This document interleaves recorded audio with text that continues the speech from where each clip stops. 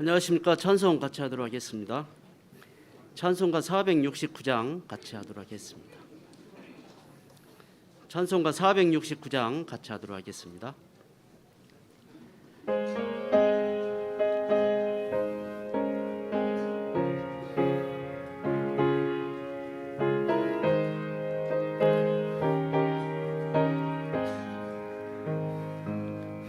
내 영혼의 급히 깊은 데서 맑은 가락이 울려나네.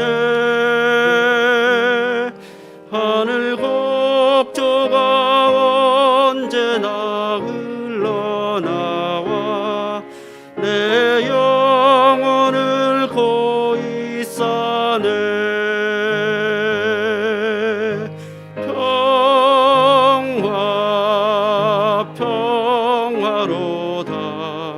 하늘 위에서 내려오네. 그 사랑의 물결이 영원토록 내 영혼을 덮으소서. 내 맘속에 솟아난 이 평화는 깊이 묻힌 보배로다. 나의 보화를 캐내어 가져갈 자 그 누구랴 안심일세.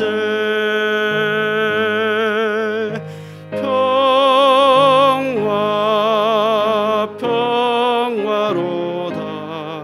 하늘 위에서 내려오네. 그 사랑의 물결이 영원토록 내 영혼을 덮으소서. 내 영혼의 평화가 넘쳐남은 주의 축복을 받음이라. 내가 주야로 주님과 함께 있어 내 영혼이 편이시네.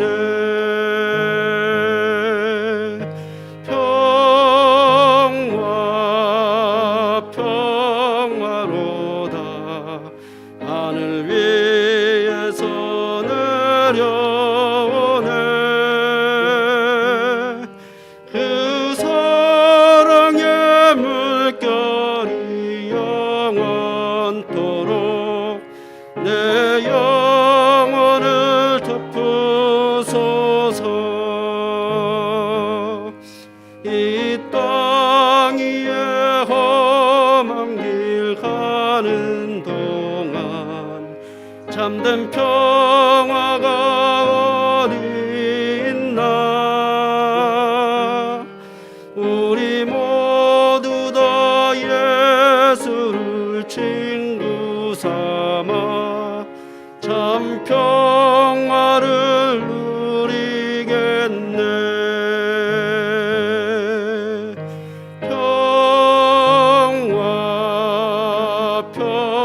평화로다. 하늘 위에서 내려오네. 그 사랑의 물결이 영원토록 내 영혼을 덮으소서.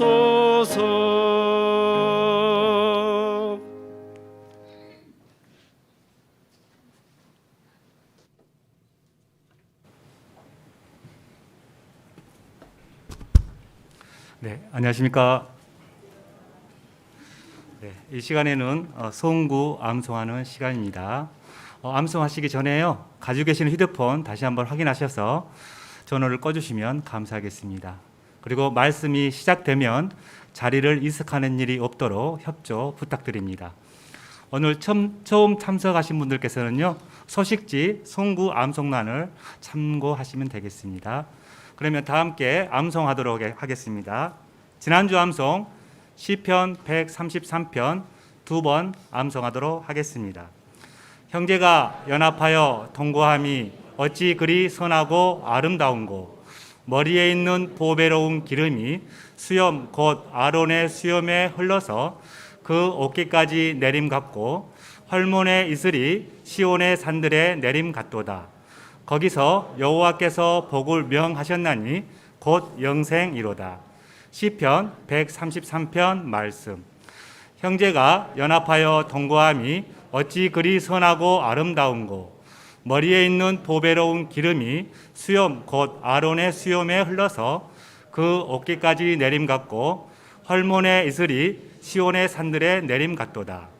거기서 여호와께서 복을 명하셨나니 곧 영생이로다. 시편 133편 말씀. 이번 주 암송 이사야 41장 10절 말씀을 2번 암송하도록 하겠습니다. 두려워 말라, 내가 너와 함께 함이니라. 놀라지 말라, 나는 내 하나님이 됨이니라. 내가 너를 참으로 너를 도와주리라. 참으로 나의 의로운 오른손으로 너를 붙들리라. 이사야 41장 10절 말씀. 두려워 말라, 내가 너와 함께 함이니라. 놀라지 말라, 나는 내 하나님이 됨이니라. 내가 너를 굳세게 하리라. 참으로 너를 도와주리라. 참으로 나의 의로운 오른손으로 너를 붙들리라. 이사야 41장 10절 말씀.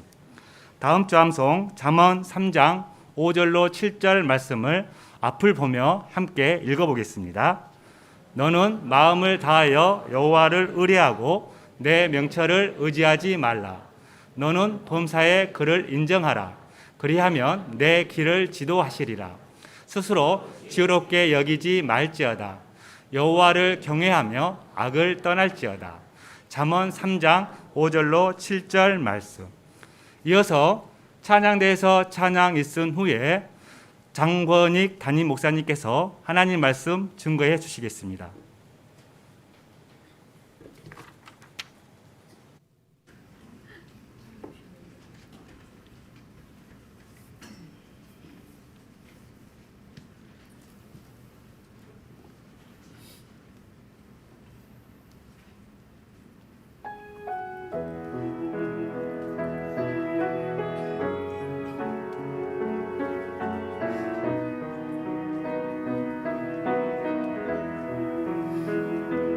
날마다 숨쉬는 순간마다 내 앞에 어려운 일 보내 주님 앞에 이 몸을 맡길 때 슬픔 없네, 두려움 없네.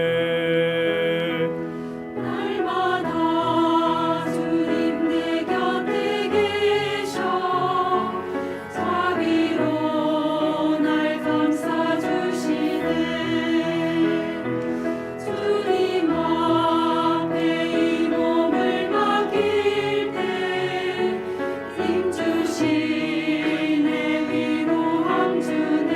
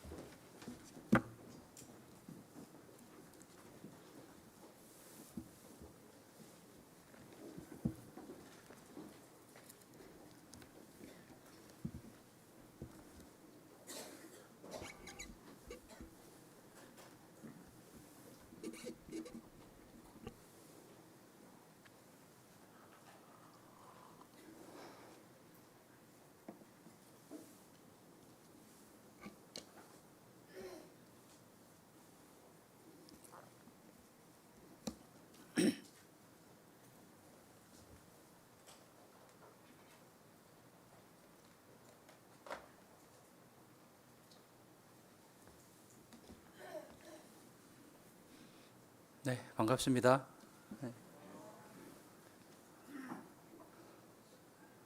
네, 중고등부가 없으니 조금 자리가 비네요.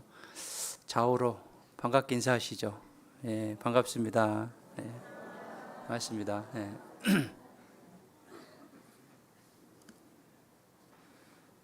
네, 기도하겠습니다.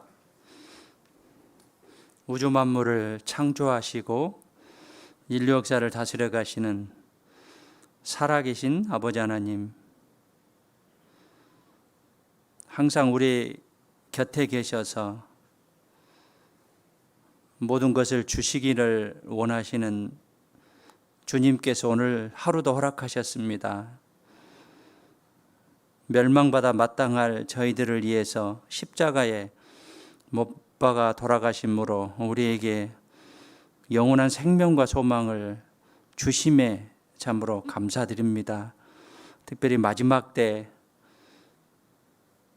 저희를 구원해 주시고 하나님의 살아계심과 또 인류 역사가 말씀대로 이루어져 감을 볼 수 있게 허락해 주시고 또 볼 수 있는 눈을 주심에 참으로 감사드립니다. 항상 우리가 말씀 앞에서 깨어있는 삶을 살아갈 수 있도록 도와주시고 마지막 시대에 하나님의 자녀로서 마땅히 어떠한 생각을 가지고 살아가야 될지 우리들의 마음을 주장하시고 말씀대로 또 인도하여 주시옵소서. 늘 연약하고 부족한 저희들에게 주님께서 은혜 베풀어 주시고 축복해 주셔서 주님의 일을 하는데 부족함이 없도록 도와주시기를 간절히 원합니다.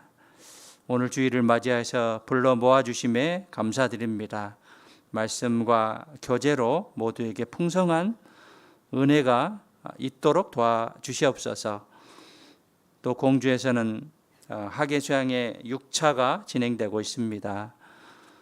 참석하신 모든 분들 구원받고 또 말씀으로 재무장할 수 있는 귀한 시간이 되기를 간절히 원합니다. 또 이어서 7차 학예 수양회가 이번 주 금요일부터 시작됩니다. 많은 영혼들 인도하여 주시었고 그 영혼들 모두가 구원받을 수 있도록 주님 도와주시옵소서. 오늘 이 시간 또 허락해 주심에 감사드립니다. 말씀으로 모두가 은혜 받고 또 재무장할 수 있는 귀한 시간이 될 수 있도록 도와주시옵소서. 시종을 자비로우신 하나님의 손에 부탁드리며 저희를 언제나 사랑하시는 예수님의 이름으로 기도드렸습니다. 아멘. 에베소서 1장에 보시겠습니다.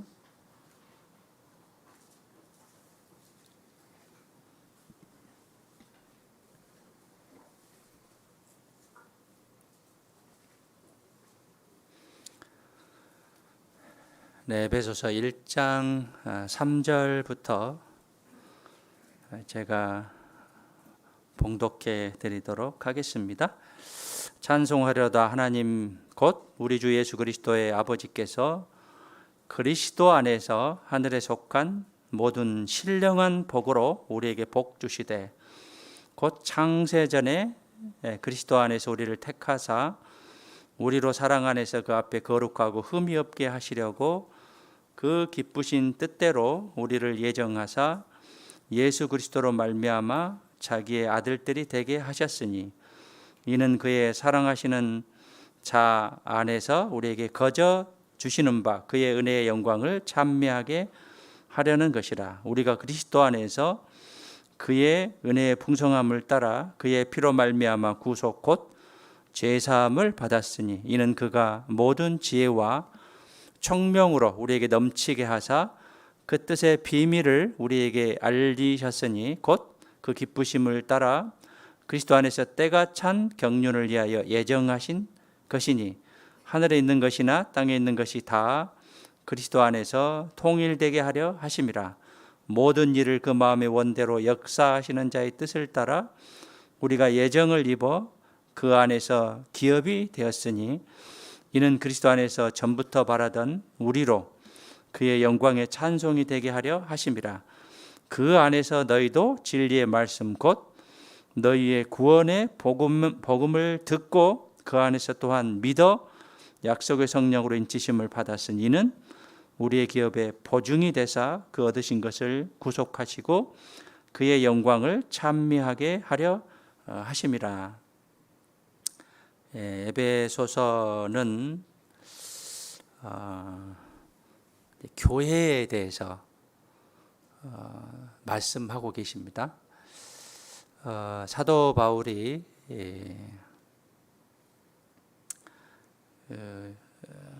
로마 감옥에 이제 갇혔는데요. 그때가 AD 61년에서 63년입니다. 그때 옥중에서 이제 편지를 보내는데 그게 에베소서와 빌립보서, 골로새서, 빌레몬서입니다. 에베소서는 교회에 관한 그런 말씀이고요. 빌립보서는 교제에 관한 말씀이고요. 골로새서는 주님과 그리스도의 탁월함에 대해서 말씀하고 계십니다. 그리고 빌레몬서는 용서와 사랑의 화해에 대해서 말씀하고 계신 그런 내용이다라고 이제 볼 수 있습니다. 그래서 옥중 서신을 에베소서, 빌립보서, 골로새서, 빌레몬서다라고 이야기를 합니다. 사도 바울이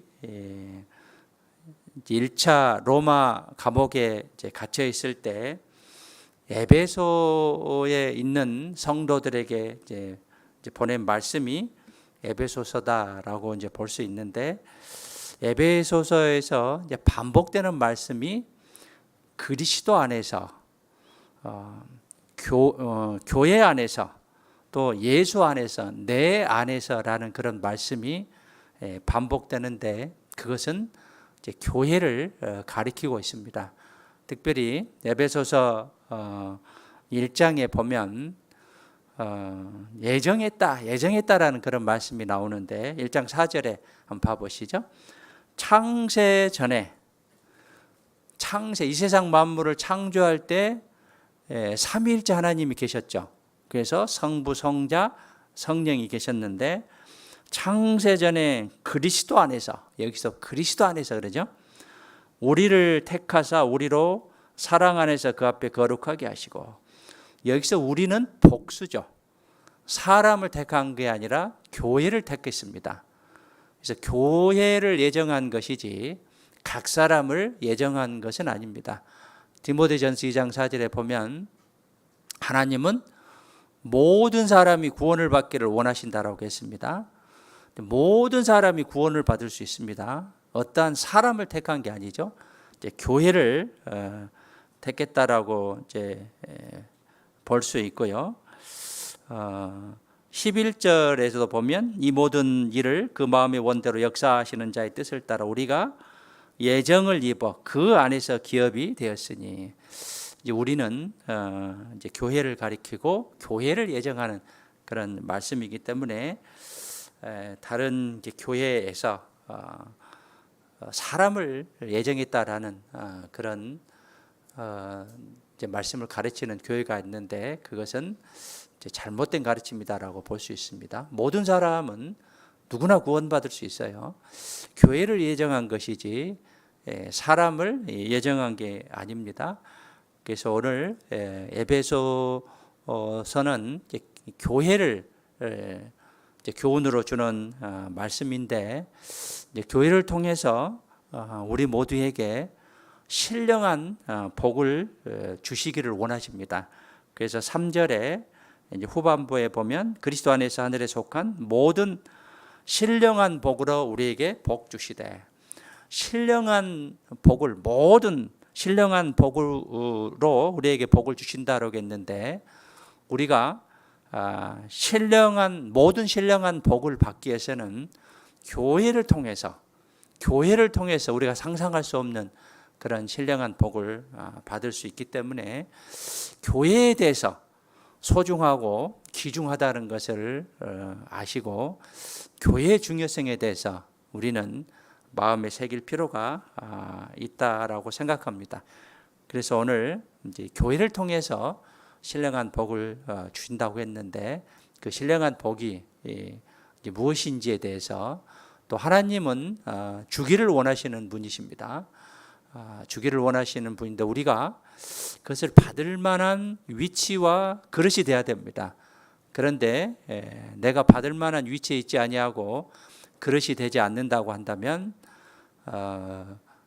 하나님이 주시고자 하는 그런 어마어마한 또 신령한 복을 받을 수 없기 때문에 그 그릇을 키워갈 필요가 있다고 생각합니다.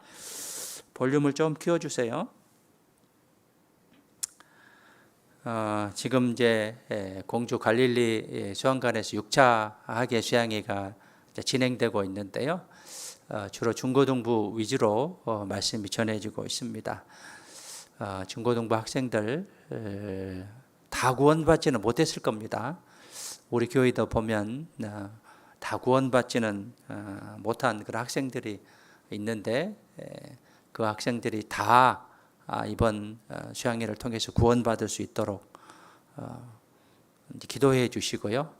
또 이번 주 금요일부터 7차 학예 수양회가 있는데 또 7차 학예 수양회를 통해서 많은 사람들 인도되고 또 그 영혼들이 모두가 구원 받았으면 좋겠습니다. 무엇보다도 인생의 가장 귀중한 것이죠. 우리 인생은 70 내지 80년인데요.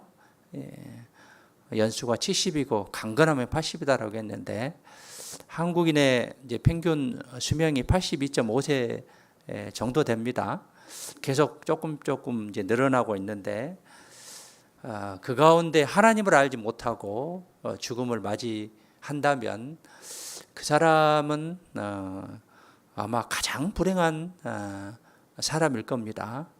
하나님께서 이 세상 만물을 창조하시고 우리에게 많은 것들을 통해서 내세가 있다는 것을 증거하고 증명하고 계시는데 알지 못함으로 하나님께 가지 못한다는 것은 개인적으로는 참으로 불행한 일입니다. 반면에 우리가 하나님이 계시고 하나님께서 우리에게 특별히 사랑을 베풀어 주신 그 큰 사랑을 깨달은 것에 대한 감사함을 마음에 항상 새기며 살아야 될 것입니다.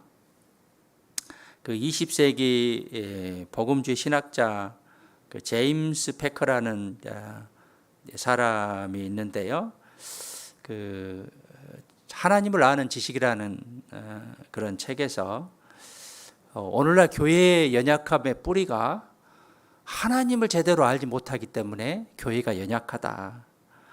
그래서 하나님에 대해서 정확히 아는 것, 이것을 강조하고 있는데 우리가 하나님에 대해서 정말 정확히 알아야 됩니다.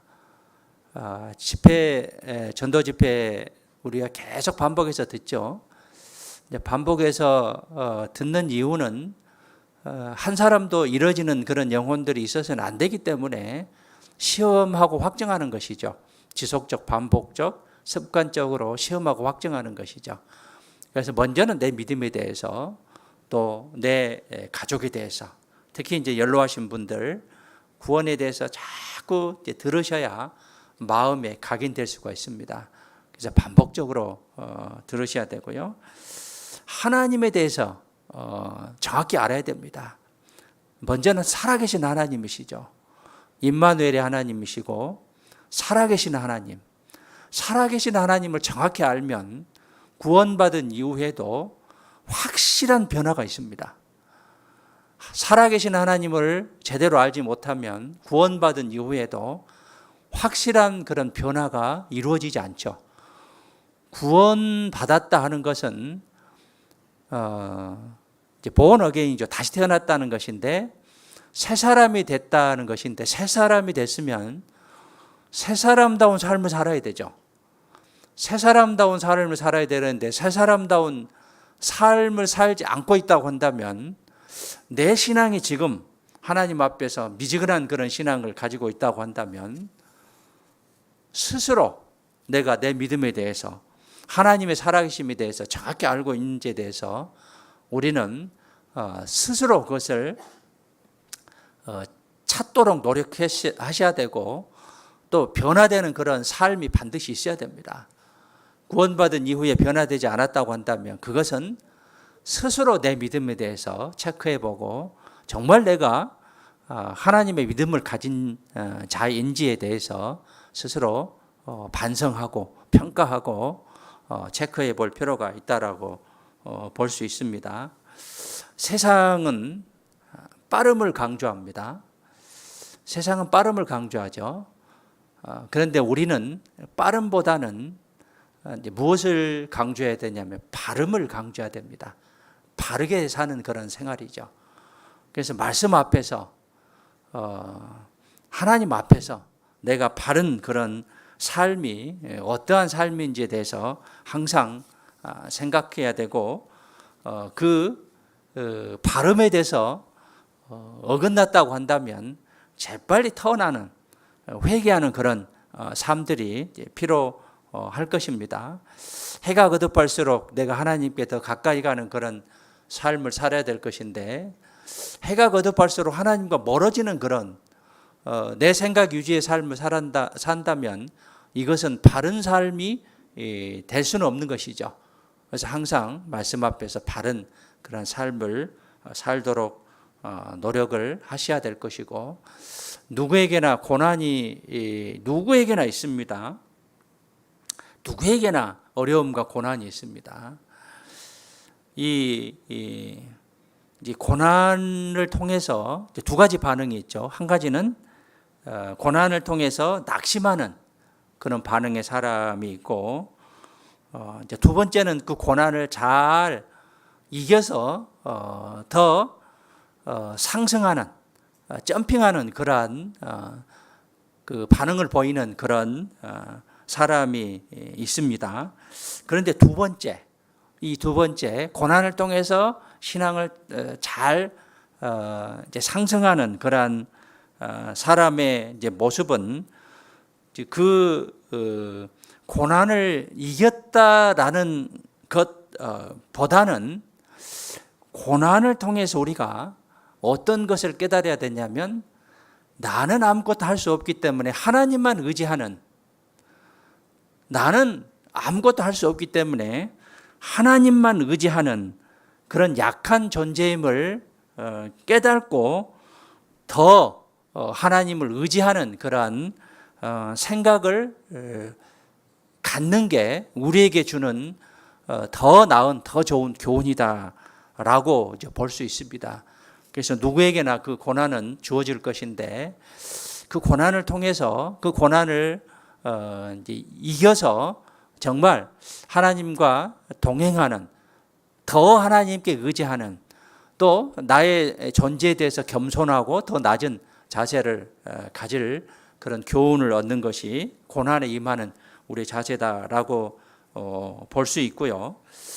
이 세상에 그 캄캄한 그런 시간에 아무리 캄캄하지만 또 인생에 큰 고난이 있지만 그 캄캄한 곳에서 아주 적지만 조그만 불빛 하나, 조그만 초 한 자루가 우리 주위를 밝혀줍니다. 그것은 이 조그만 불빛이 하나님의 말씀입니다. 우리가 말씀을 통해서 구원을 받았고 세상을 이길 수 있는 그런 힘은 하나님의 말씀이에요. 요한복음 1장 1절에 태초에 말씀이 계시니라. 이 말씀이 하나님과 함께 계셨으니 이 말씀은 곧 하나님이시니라. 태초부터 말씀은 계셨습니다. 태초 전부터 말씀은 계셨어요.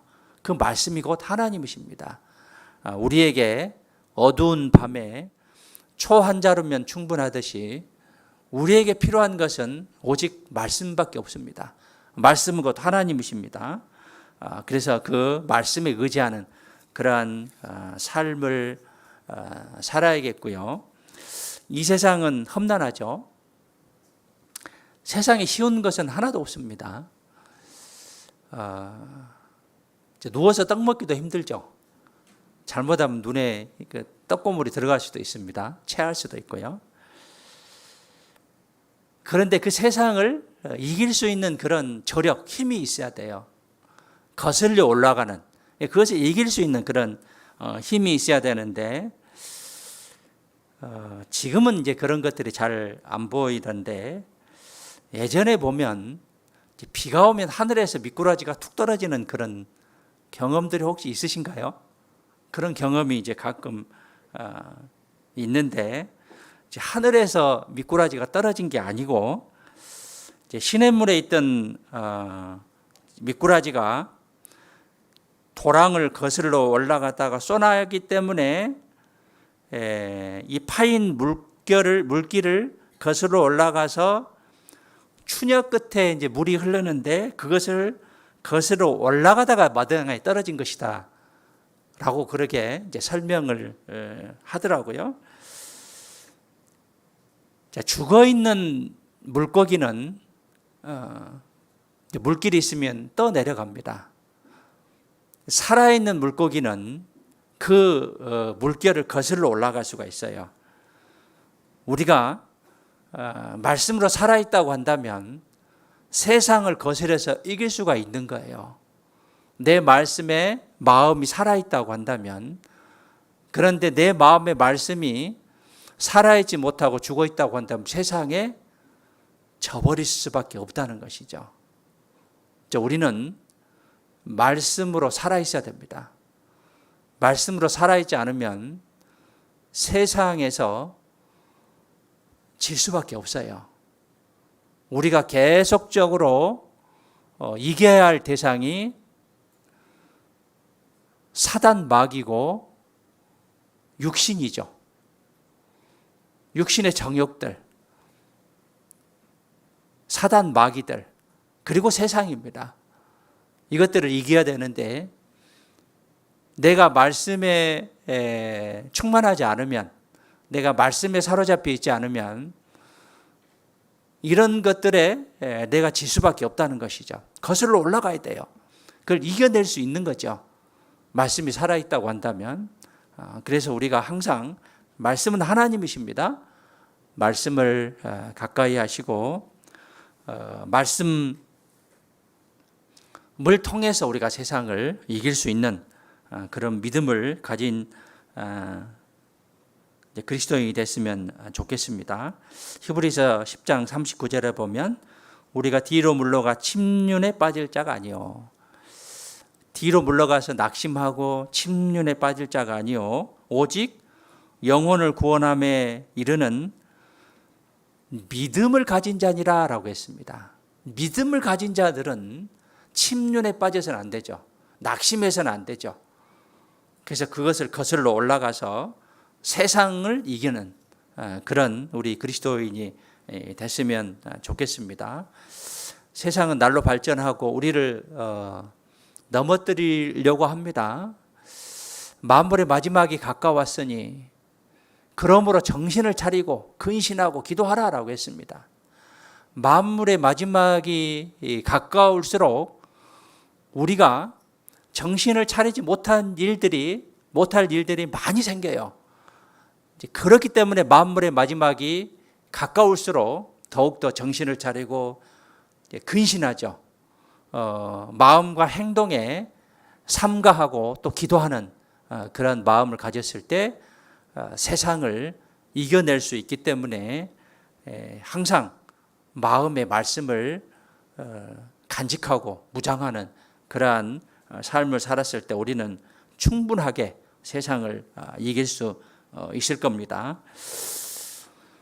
에베소서는 교회에 대해서 이제 말씀하고 계신다라고 이제 말씀드렸습니다. 여기 접어도 지금 에베소서 3장에 봐보시죠. 3장 1절에 보시면 이러함으로 그리스도 예수의 일로 너희 이방을 위하여 갇힌 자 된 나 바울은 이제 감옥에 지금 갇혀 있는 것을 설명하고 있고요. 4장 1절도 보면 그러므로 주 안에서 갇힌 내가 너희를 권하노니 너희가 부르심을 입은 부름에 합당하게 행하여 주 안에서 갇힌, 그래서 옥중에 갇혀서 에베소에 있는 성도들에게 하신 말씀입니다. 그리고 에베소서 6장 21절에 이제 보시면은요, 나의 사정 곧 내가 무엇을 하는지 너희에게도 알게 하려 하노니 사랑을 받은 형제요 주 안에서 진실한 일꾼인 두기고가 모든 일을 너희에게 알게 하리라. 이 사도 바울이 이 감옥에 있기 때문에 에베소 성도들에게 누군가 전달해야 되죠. 그 전달자가 두기고입니다. 두기고. 그래서 바울이 감옥에서 에베소 성도들에게 편지를 썼는데 두기고란 사람을 통해서 편지를 전달했다라고 볼 수 있습니다. 골로새서도 마찬가지입니다. 골로새 성도들에게 골로새 4장 7절에 보면 두기고가 내 사정을 다 너희에게 알게 하려니, 즉 골로새 성도들에게도 이제 바울의 편지를 전달한 사람이다라고 이제 볼 수 있습니다. 이것을 통해서 우리가 또 어떤 교훈을 얻을 수 있냐면, 사도 바울은 감옥에 이제 갇혀 있어서 이제 몸은 이제 매여 있었습니다. 그러나 말씀은 매이지 않고 오히려 힘 있게 전파된다는 것을 교훈으로 받아들일 수 있습니다. 지난 2년여 동안 코로나 때문에 우리가 마치 갇혀서 사는 듯한 그런 느낌을 받았고 복음이 전해지지 않을 것 같은 그런 시간이었을 걸로 생각할 수도 있지만, 이 코로나 시기를 통해서 또 많은 사람들의 복음이 전해졌고 오히려 세상의 징조를 보고 더 많은 사람들에게 전파되는 그런 모습을 통해서 사람의 몸은 이제 붙잡혀 있고 쇠사슬에 매여 있을 수 있지만 말씀은 매여 있지 않고 오히려 힘있게 전파된다는 것을 교훈으로 받아들일 수 있고, 또 그 사도 바울이 감옥에 갇혀 있는데 두기고처럼 많은 복음을 위해서 살아가는 사역자들, 또 그리스도인들을 통해서 많은 돕는 성도들이 있다 하는 것도 우리가 교훈을 통해서 말씀을 읽어볼 수가 있습니다. 이 에베소는 이제 터키에 있는 그런 도시인데요. 그 아시아와 유럽 사이에 에게해가 있습니다. 터키가 이제 이렇게 있고 이제 그 서쪽으로 유럽이 있는데요. 터키의 중간 정도 보면 에베소라는 그런 지역이 있습니다. 당시에 이제 로마 식민지였는데 아시아의 수도 역할을 했어요. 그래서 각지에 물품이 집합되는 거대한 항구였습니다. 그리고 상업도시였고 동서양을 연결하는 교통의 중심지였습니다. 그런데 이 에베소에 어떤 이제 숭배 사상이 있었냐면, 아데미는 달과 풍요의 여신이에요. 이 아데미라는 신의 이제 숭배 사상이 있었고 또 마술이 횡행했습니다. 그래서 사도행전 19장에 보면 마술을 행하던 많은 사람이 있다라고 이제 기록하고 있습니다. 그래서 마술을 통해서 많은 사람들을 현혹되게 하는, 미혹되게 하는 그런 일들이 있었고요. 요한계시록 2장 3장에 보면 7개 교회가 나오죠. 그 7개 교회 유적 중에서 가장 큰 규모의 유적이 있는 곳이 바로 에베소입니다. 그리고 에베소는 당시 로마 시대의 4대 도시 중에 하나인데, 에베소, 로마, 알렉산드리아, 안디옥과 함께 그 로마 제국의 4대 도시 중에 하나인데 당시에 약 25만 정도의 인구가 있었다고 합니다. 그리고 이 이제 한국어 이제 큰 도시였기 때문에 동양과 서양의 사고가 교체되는 세계적인 당시의 이제 도시였습니다. 그리고 에베소는 이제 사도 요한이 있죠. 이 사도 요한이 예수님의 말씀하신 명령대로 예수님의 육신의 모친인 마리아를 모시고 말년을 이제 보낸 것이고 마리아가 이곳에서 죽었다라고 전해지고 있습니다. 그리고 에베소 교회는 사도 바울이 3차 전도 여행 중에 3년간 머무르면서 복음을 이제 전했는데요. 이제 사도행 여기 접어두시고 사도행전 18장에 봐보시죠.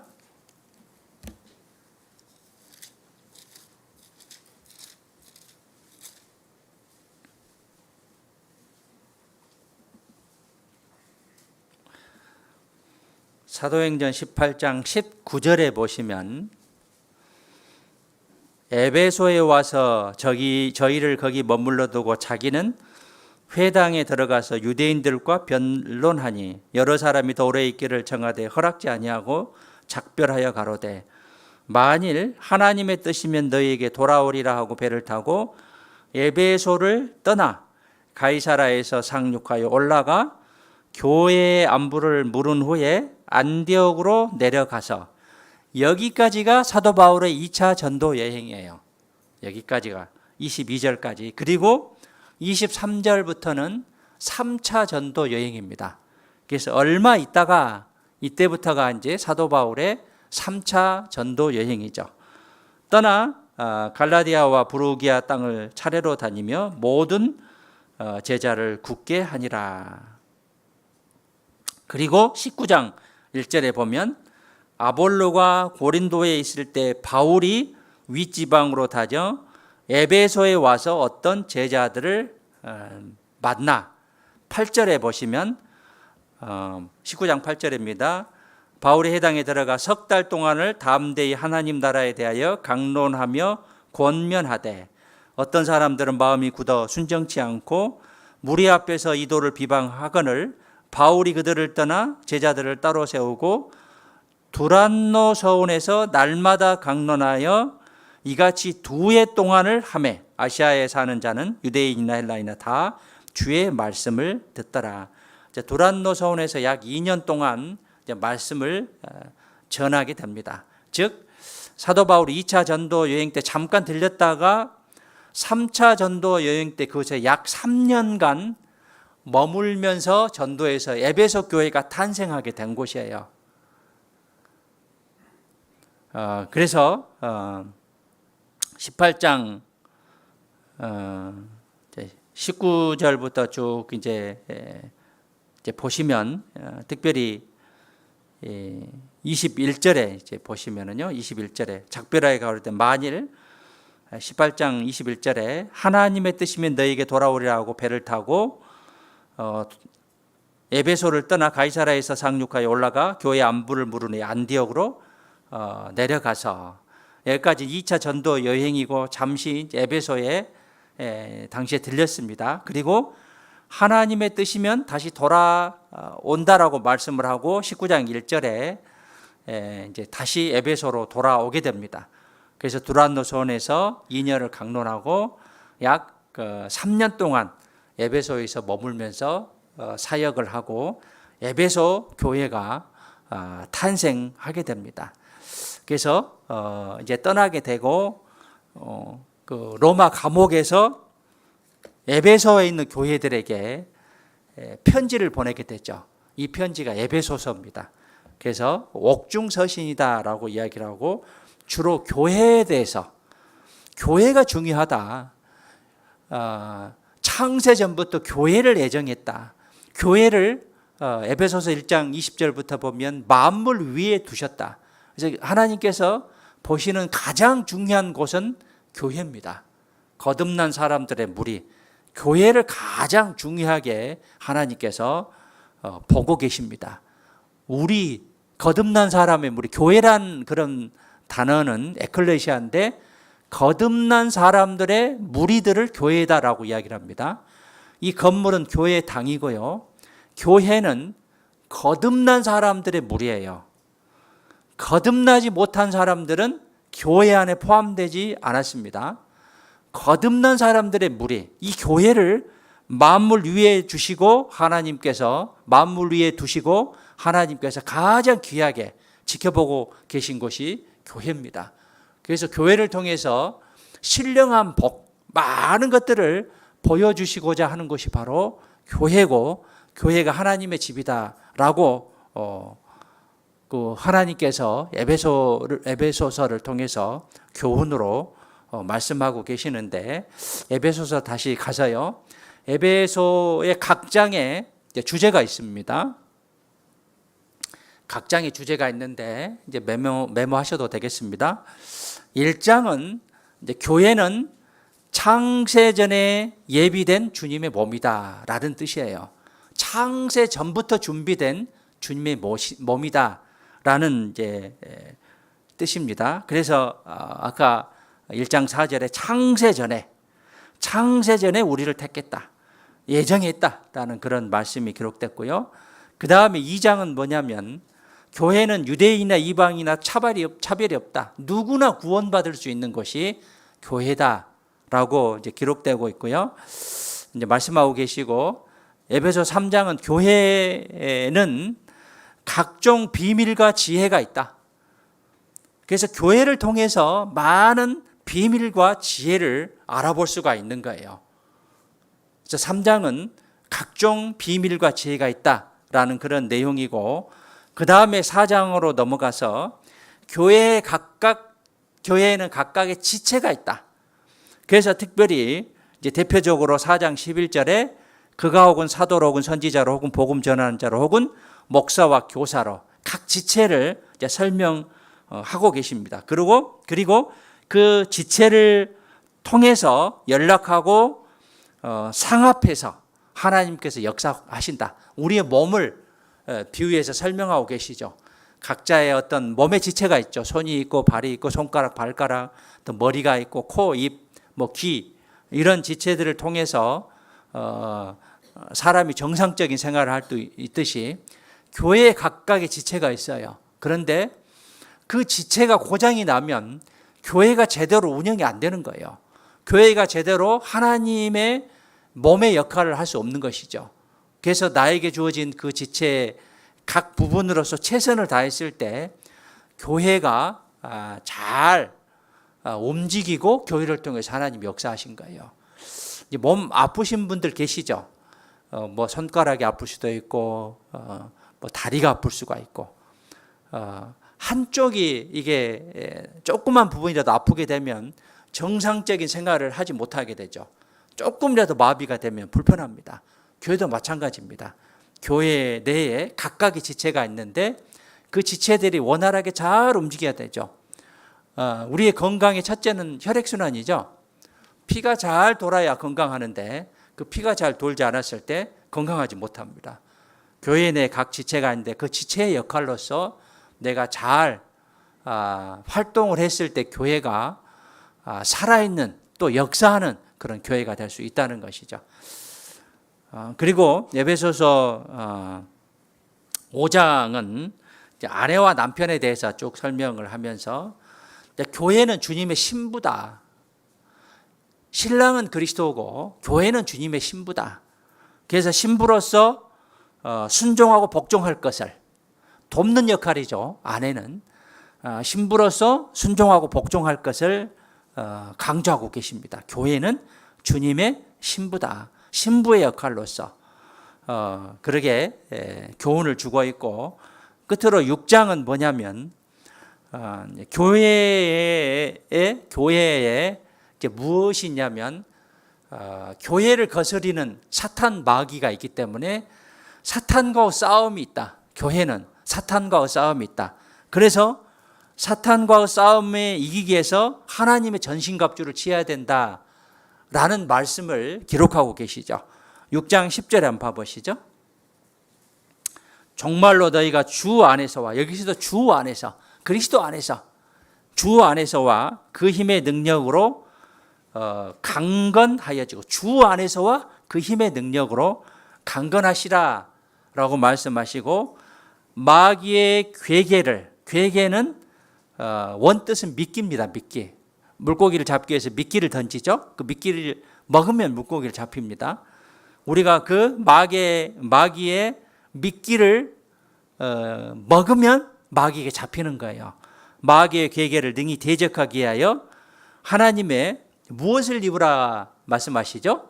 전신갑주예요. 완전 무장하시라. 완전 무장. 그래서 그 완전 무장하는 그런 방법을 쭉 설명하고 계시는데 13절에 그러므로 하나님의 전신갑주를 취하라. 이는 악한 날에 너희가 능히 대적하고 모든 일을 행하는 후에 서기 이함이라. 그런즉 서서 서 있어야 돼요. 늘 서 있는, 앉아 있으면 눕고 싶죠. 서서 깨어 있는 그런 자세를 설명하고 있죠. 서서 진리로 너희 허리띠를 띠고, 허리띠는 진리입니다. 의의 흉배, 가슴막이죠. 가슴막이는 오를 의자죠. 의의 흉배를 붙이고, 그 다음에 신은 평안의 복음에 예비한 것으로 신을 신고, 그 다음에 방패는 16절에 이 모든 것이 믿음의 방패, 믿음을 가지라. 믿음을 가지고 모든 것을 방패, 막으라 하고 말씀하고 계시고, 이로써 능히 악한 자의 모든 화전은 불화살입니다. 불화살입니다. 화전을 악한 자는 마귀죠. 마귀의 모든 불화살을 소멸하고, 투구 모자는 구원입니다. 구원의 투구와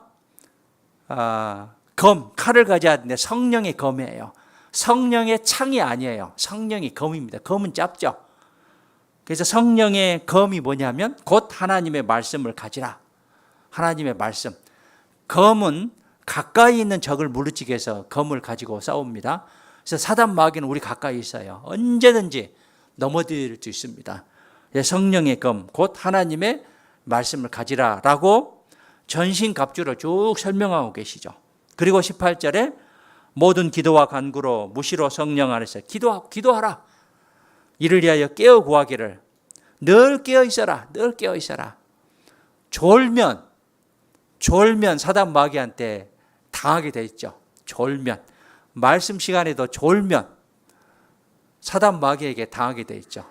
눈이 희끄무레 하신 분들은 좋으시는 그런 모습이죠. 눈동자가 또렷하답니다. 깨어 구하기를 항상 힘쓰고 여러 성도를 위하여 구하고, 그래서 합심해서 기도하는 그런 자세. 교회의 어떤 이제 할 일들이 있죠. 특히 이제 지금은 수양의 기간이죠.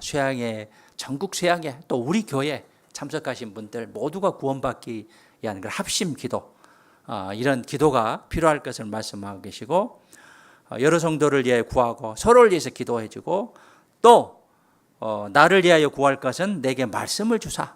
나로 입을 벌려 복음의 비밀을 담대히 알리게 하옵소서.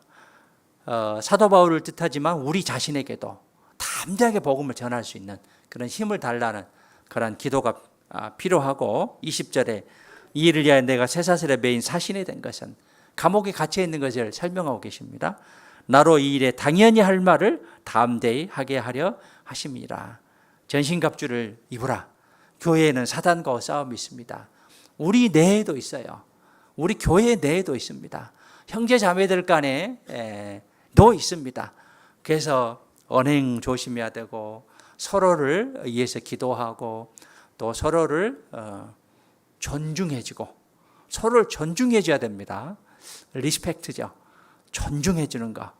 존중해줘서 서로 마음 상하지 않고, 정말 교회에 오면 감사하고, 마음이 그동안 세상에서 찌들었던, 또 상처를 받았던 그런 마음들이 교회에 와서 서로를 다 놓고, 교회를 통해서 내가 정말 힘을 얻어갈 수 있는, 내 함부로 한 그런 어떤 행동과 언행으로 다른 사람을 무너뜨린다고 한다면, 넘어지게 한다고 한다면 그것은 큰 어떤 하나님 앞에 죄다라고 볼 수 있습니다. 상대방에게는 정말 큰 문제를 일으킬 수 있는 거예요. 그렇기 때문에 정말 경건에 이르기를 연습하라. 거룩한 삶, 깨끗한 삶들, 서로를 위해서 기도하고 또 서로를 존중해주는 그런 마음들을 가졌을 때 교회를 통해서 힘을 얻고 교회를 통해서 하나님께서 역사하신다라고 이제 볼 수 있습니다. 그래서 에베소서는 교회가 무엇인지를 잘 가르치는 그런 말씀이죠. 그래서 교회가 무엇인가를 알기 위해서는 에베소서를 잘 읽으면 교회를 통해서 어떤 역사가 일어난지에 대해서 잘 아실 수 있을 겁니다. 구원받은 이후의 신앙생활은 자기 의지와 노력으로 되는 것이 아닙니다. 물론 의지와 노력이 필요한데 순수하게 자기 의지와 노력으로 되는 것은 아니고 교회 안에서, 교회를 통해서 내가 인도함을 받아야 됩니다. 구원은 받았지만 교회에 붙어 있지 않으면 성령의 인도와 가르침을 받을 수가 없어요. 그래서 교회를 통해서 그러한 여러 가지 하나님을 아는 지식을 또 성령의 인도함과 가르침을 받았을 때 정상적인 성장이 될 수 있는 거예요. 그래서 내가 교회의 손님이 아니라 정말 교회 안에 깊숙이 들어와서 교회를 위해서 기도하고 내가 교회의 주인이다라는 그런 마음으로 교회에 함께하는 그런 마음들을 가졌을 때 내 신앙이 빨리 성장할 수 있습니다. 그런데 내가 손님이 된다고 한다면 내 신앙은 10년이 돼도 20년이 돼도 결코 성장할 수 없어요. 그래서 우리는 교회를 잘 아실 필요가 있습니다. 교회가 무엇인지 우리는 확실히 알아야 되고, 그래서 이 에베소서에는 이제 반복되는 말씀이 그리스도 안에서, 교회 안에서, 내 안에서, 주 안에서 그런 말씀이 계속적으로 반복되고 있습니다. 에베소서는 잘 짜여진 한 편의 이야기 또는 한 편의 설교다라고 이제 볼 수 있습니다. 서론, 변론, 본론, 결론의 말씀이 기록되어 있는데 우리가 배우는 그런 내용들이 교리에만 그치지 않고 실생활에 그 말씀들이 적용돼야 된다 하는 것을 보여주고 있는 그런 성경 말씀이다, 하나님의 말씀이다 라고 교훈을 받을 수 있습니다. 그래서 에베소서를 통해서 교회가 무엇인지에 대해서 우리는 잘 아실 필요가 있고요. 에베소서 1장 3절로 가보시죠.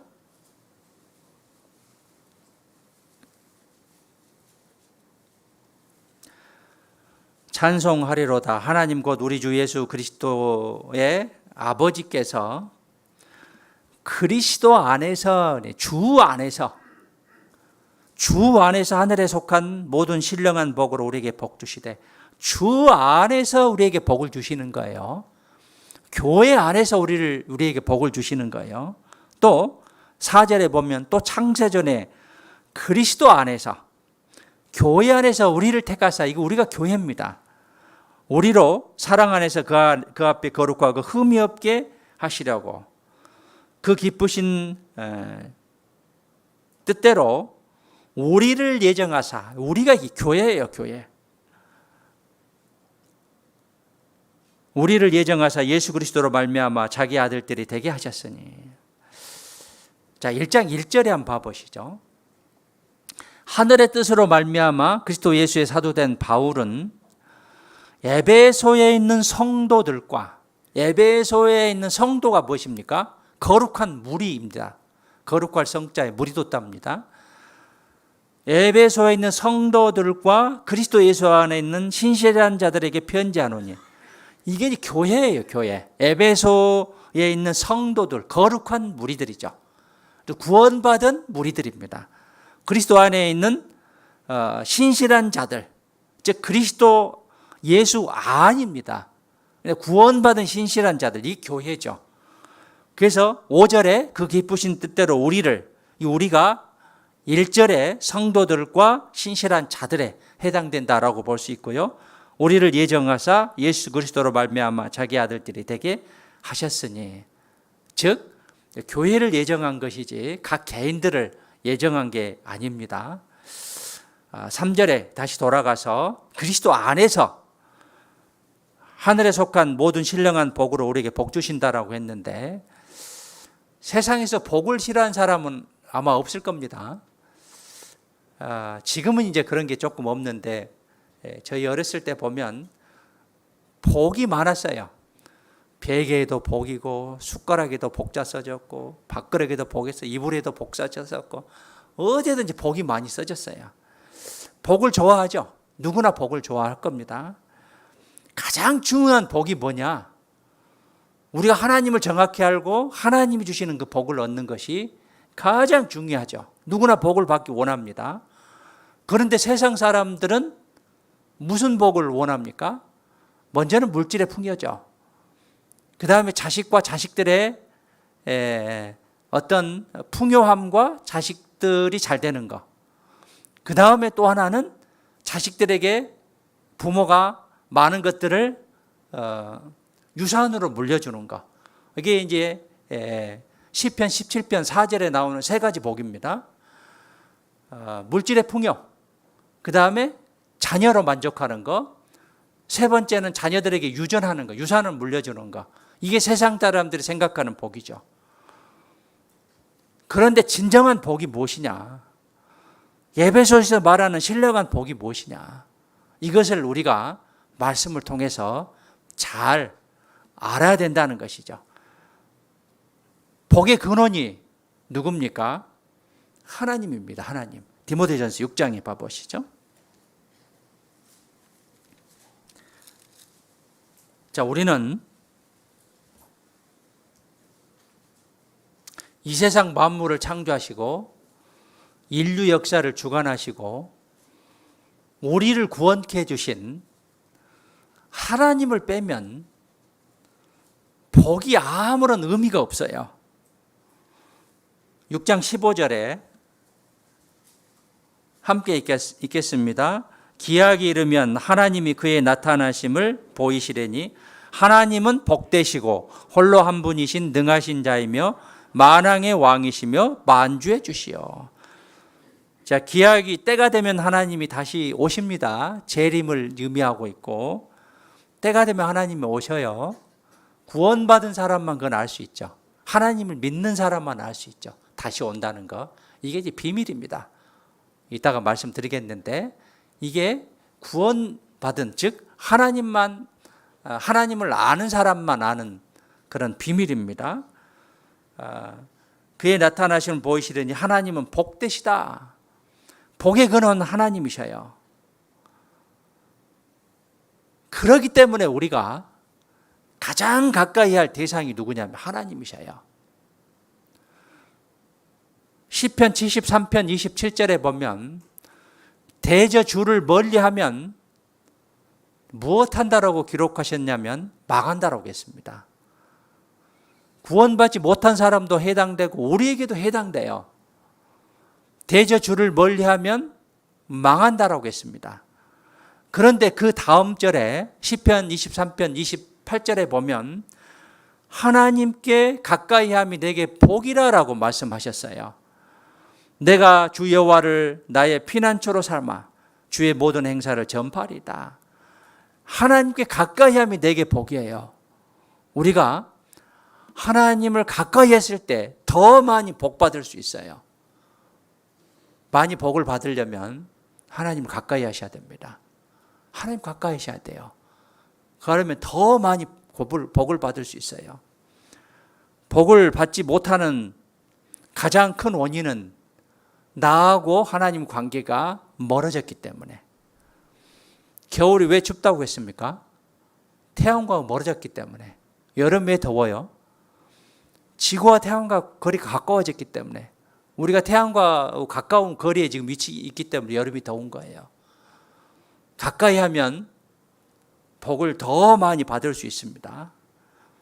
세상 사람들이 생각하는 복은 건강, 물질, 의식주의 풍요, 자녀를 많이 낳는 것, 명예, 권력, 그 다음 유산을 많이 물려주는 것. 이게 세상 사람들이 생각하는 그런 복들이죠.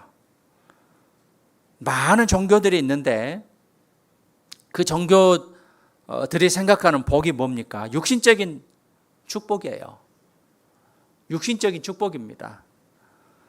영혼은 멸망하는데 그것은 멀리하고 육신의 축복을 강조하는 그런 종교는 아무 의미가 없다는 것이죠.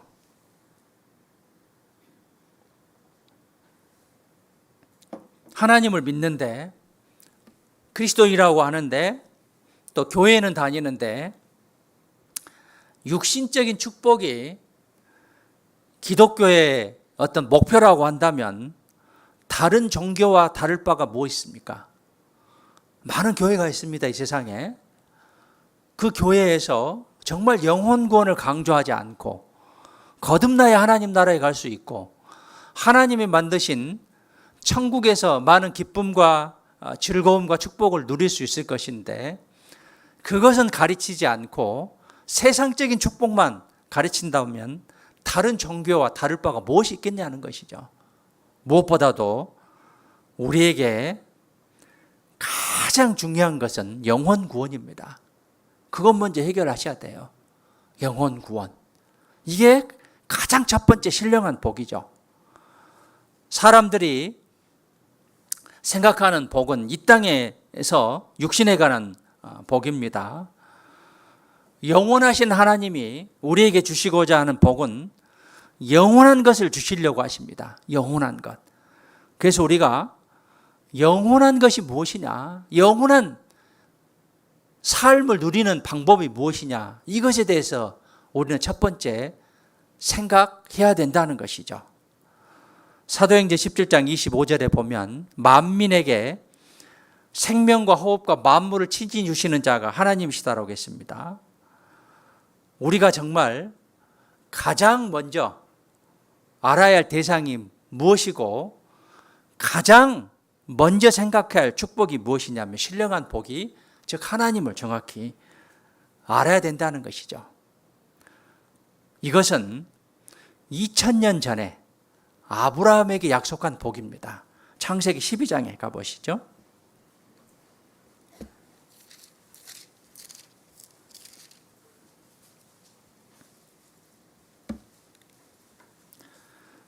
창세기 12장부터는 이스라엘 역사가 시작됩니다. 아브라함을 통해서 이스라엘을 형성하게 되고 이 아브라함에게 복을 내려주시죠. 아브라함은 먼 지역인 갈대아 우르에 살았던 그런 사람인데 약 1300km 떨어진 아브라함은 하나님의 말씀에 순종해서 그 고향을 떠나서 하나님이 지시할 땅으로 가게 됩니다.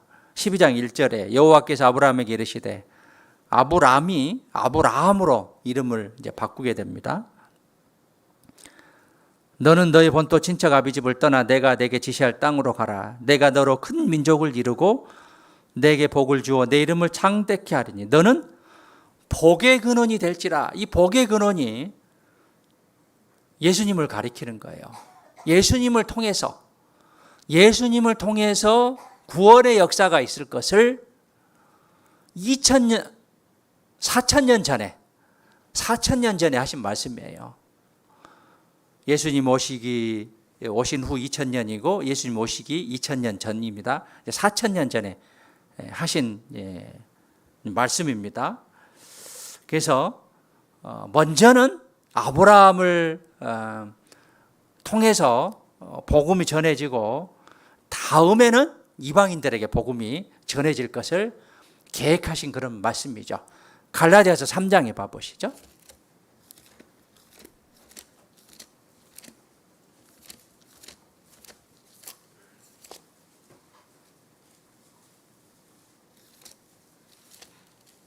에베소서 앞에 갈라디아서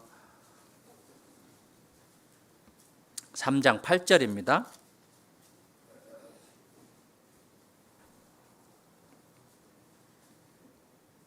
7절부터 제가 읽겠습니다. 6절부터 아브라함이 하나님을 믿음에 이것을 그에게 의로 정하셨다 함과 같으니라.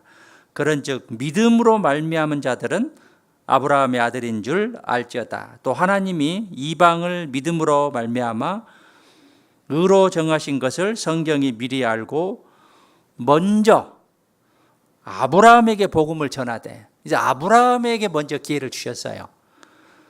다음에 모든 이방이 너를 인하여 복을 받으리라 하였으니, 이제 아브라함이 먼저죠. 유대인에게 먼저 복음이 전해졌습니다. 이 아브라함에게 약속한 복이 구원이죠. 예수 그리스도를 통한 구원이죠. 9절에 그러므로 믿음으로 말미암는 자는 믿음이 있는 아브라함과 함께 복을 받느니라. 아브라함에게 약속한 복이 신령한 복이다 라고 볼 수 있고요. 그 다음에 이 신령한 복은 하늘에 있는 복이에요. 하늘에. 그래서 골로새서 1장 5절에 보면 너희를 위하여 하늘에 쌓아둔 소망을 인함이니 곧 너희가 전에 복음 진리의 말씀을 들은 것이라.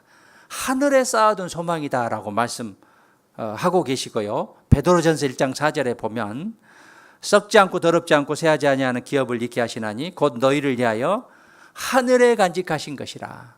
그래서 우리의 복은 하늘에 있습니다.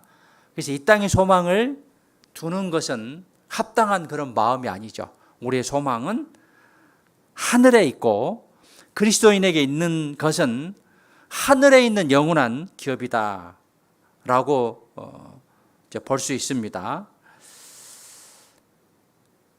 자, 신령한 복의 첫 번째는 뭐냐면 죄사함을 받는 거예요. 에베소서로 가시죠.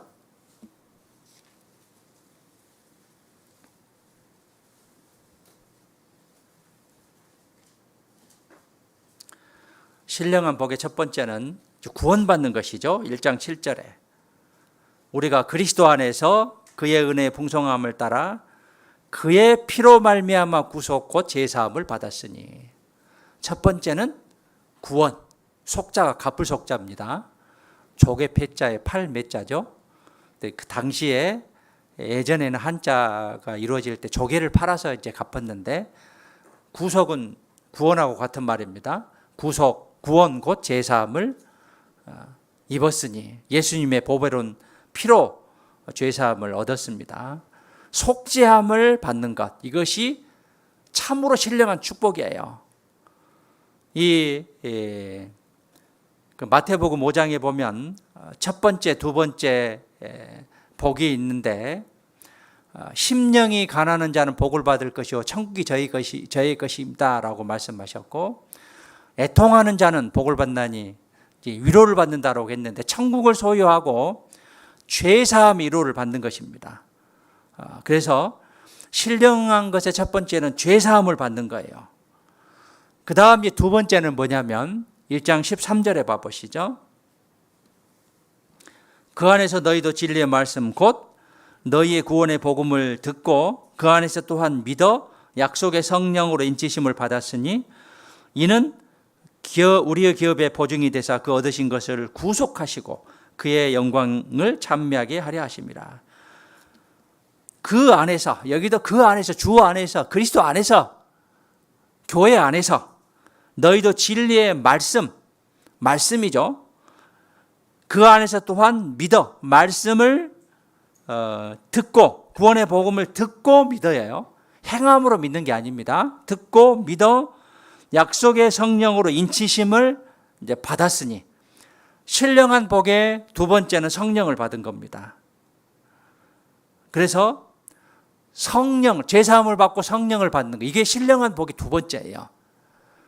그 다음에 세 번째는 뭐냐면 5절로 가서 그 기쁘신 뜻대로 우리를 예정하사 교회를 예정하셨습니다. 예수 그리스도로 말미암아 자기의 아들들이 되게 하셨으니 하나님의 아들이 되는 것, 이것이 신령한 복의 네 번째예요. 신령한 복의 네 번째입니다. 하나님의 아들이 되는 것. 어떤 어려운 일이 있었을 때요, 그 일을 해결하기 위해서 뭔가 방법을 찾으려고 하는데 어떤 사람과 연결됐으면 좋겠다라고 그걸 수소문해서 이제 찾아봅니다. 될 수도 있고 안 될 수도 있죠. 우리가 하나님의 아들이 된다는 것은 정말 어마어마한 사건입니다. 내가 하나님의 아들이 된다는 것은 정말 어마어마한 사건이에요. 내가 하나님의 아들이 됐다는 것은 상상할 수 없는 신령한 복입니다. 하나님의 아들이 됐다는 것, 이게 신령한 복의 네 번째죠. 네 번째가 하나님 아들이 되는 것인데, 세상에 여러 복이 있습니다. 그런데 진정한 복은 하나님의 자녀가 되는 것인데, 그 하나님의 아들이 되는 것을 쉽게 생각하는 경우가 있어요. 구원에 대해서, 하나님의 아들이 되는 것에 대해서 쉽게 생각할 그런 경우가 있는데, 성경에서 어떤 것을 우리가 생각해 볼 수 있냐면 에서를 생각해 볼 수 있어요. 이 에서가 사냥을 하고 돌아와서 배가 고팠습니다. 장자였어요. 그런데 야곱에게 팥죽 한 그릇에 이 장자의 명분을 팔아버리죠. 장자의 명분이 얼마나 귀한데, 우리 구원이 얼마나 귀한데, 신앙이 얼마나 귀한데, 교회가 얼마나 귀한데, 그걸 쉽게 팔아버리는 그런 에서의 모습을 통해서 하나님의 아들이 되는 그런 특권을 포기하는 그런 사람이 돼서는 안 된다는 것이죠. 자, 우리는 교회의 각 지체입니다. 우리에게 정말 더 많은 축복, 더 신령한 복을 주기를 원하십니다. 각 지체로서 그 역할을 해야 되는 거예요. 손가락 하나만 안 움직이면 어떻습니까? 굉장히 불편합니다. 발가락 하나 제대로 안 움직이면 굉장히 불편해요. 코가 한쪽이 막혀도 굉장히 불편합니다. 한쪽 귀가 안 들려도 굉장히 불편해요. 교회 내의 지체로서 내가 제 역할을 하지 못하면 교회는 굉장히 불편합니다. 교회가 빨리 성장할 수 없는 것이죠. 내가 교회 안에서 어떤 역할을 하고 있는지, 또 어떤 위치에 있는 것인지, 그것을 잘 알고 행했을 때 우리를 통해서 또 나를 통해서 하나님께서 역사하시는 거예요. 그러나 교회를 알지 못하면 그 무딘 지체, 또 움직이지 않는 그런 지체 때문에 많은 장애 요인이 될 수도 있다는 것을 우리는 생각해야겠습니다. 우리가 아들 된 것은 값없이 되어진 것입니다. 우리가 아들이 되기 위해서는 우리는 값을 치르지 않았습니다. 자, 잘 생각해 보세요. 잘 생각해 보세요. 우리가 구원받는 것은 아무 값없이 구원을 받았어요. 아무 값없이 구원을 받았습니다. 그런데 주님 편에서는 어떤 대가를 치렀냐면 죽음이란 대가를 치렀습니다. 값없이와 죽음이 바꿔진 거예요. 우리는 값없이 그 구원을 이루었지만 주님 편에서는 죽음이란 대가를 지불한 거예요. 엄청난 차이죠. 쉽게 말하면 천지차이예요. 끝도 없는 그런 하늘과 땅과 차이다라고 볼 수 있습니다. 그래서 우리는 감사할 일이죠. 자, 아들들에게 주어진 축복이 얼마나 많습니까? 종은 그 축복이 주어지지 않습니다. 우리는 하나님의 아들입니다. 영육간에 필요한 모든 것을 주신다라고 하셨습니다. 우리를 아들과 같이 대우하신다고 했습니다. 그래서 히브리서 12장에 보면 징계하신다라고 했는데, 왜 징계하십니까? 사랑하기 때문에. 징계를 통해서 나는 구원을 재확인할 수가 있는 것이죠. 사랑하기 때문에 징계를 하십니다. 우리는 아버지를 닮아가는 그런 삶을 살아야 되죠. 하나님께서는 우리를 계속적으로 인도하십니다. 특별히 말씀을 통해서, 또 교회를 통해서 그 말씀 따라 살아가는 그런 삶을 살아가는 것이 우리 구성원으로서 마땅한 그런 자세다라고 이제 볼 수 있습니다. 이 잠자리 새끼는 어미 잠자리가 될 소망이 있습니다. 그런데 구더기는 잠자리가 될 소망이 없어요. 어디까지나 파리일 뿐이란 이야기예요. 우리는 하나님의 아들로서 정말 큰 특권을 누릴 수 있는 것이죠. 하나님의 아들이 아들답게 살아야 되는 것이죠. 왕자가 왕자답게 살아야 되죠. 거지같이 살면 안 되겠죠. 우리는 고귀한 존재입니다. 이사야 49장 5절에 나는 하나님 보시기에, 여호와 보시기에 존귀한 자다라고 했습니다. 매우 귀한 존재다라고 했습니다. 귀한 존재인데 왕자가 왕자다운 삶을 살아야 되는데 거지와 깡패 같은 그런 삶을 산다면 그 불행한 인생이죠.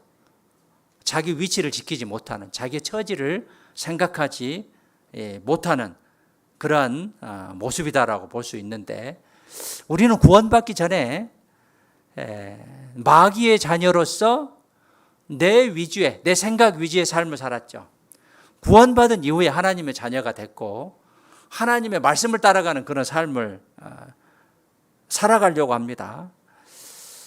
그래서 구원받기 전에는 이 세상의 아들과 같은, 또 불순종의 아들과 같은, 마귀의 자식과 같은 그런 생각들, 그 다음에 사생자로서, 멸망의 아들로서, 그러나 구원받은 이후에 빛의 아들의 모습으로, 순종하는 자식의, 또 하나님의 아들의 모습으로, 화평의 아들로 부활의 자녀로서 변화되는 그런 삶을 살아야 되는 것이죠. 로마서 8장에 봐보시죠.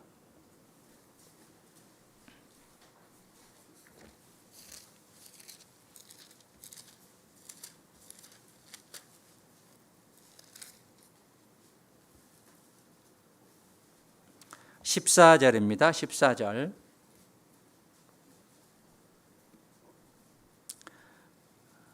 함께 읽겠습니다. 무릇 하나님의 영으로 인도함을 받는 그들은 곧 하나님의 아들이라. 너희는 다시 무서워하는 종의 영을 받지 아니하였고 양자의 영을 받았으므로 아바 아버지라 부르짖느니라. 우리는 구원을 받았으면 성령이 우리 안에 임하기 때문에 하나님의 아들이다라고 이제 볼 수 있습니다. 그래서 앞으로는 마귀, 세상을 쫓아가는 그러한 삶이 아니라 하나님의 영, 성령을 쫓아가는 그러한 삶을 살아야 될 것입니다. 그래서 하나님의 아들답게 살아가는, 하나님의 아들로서 정말 하나님의 자녀답게 살아가는 그러한 삶을 요구하고 계십니다. 자, 신령한 복의 이제 네 번째입니다. 에베소서 1장에 가보시죠. 세 번째는 하나님의 아들이 되는 것이고 1장 11절입니다. 11절. 에베소서 1장 11절. 모든 일을 그 마음의 원대로 역사하시는 자의 뜻을 따라 우리가 예정을 입어 그 안에서 기업이 되었으니. 신령한 복이 네 번째는 기업을 얻는 거예요. 기업을.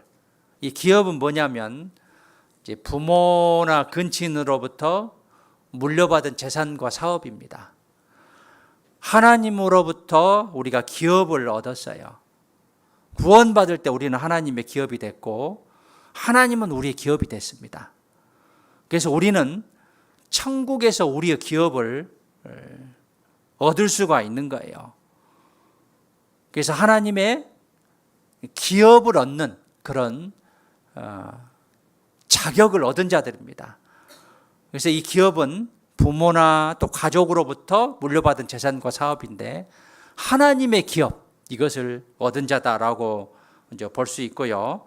그 다음에 1장 9절에 봐보시죠. 이제 다섯 번째는 뭐냐면 하나님의 비밀을 아는 복을 얻었습니다. 9절에 그 뜻의 비밀을 우리에게 알리셨으니 곧 그 기쁘심을 따라 그리스도 안에서 때가 찬 경륜을 위하여 예정하신 것이라. 이 경륜은 뭐냐면 하나님의 계획과 섭리, 사역을 가리켜요.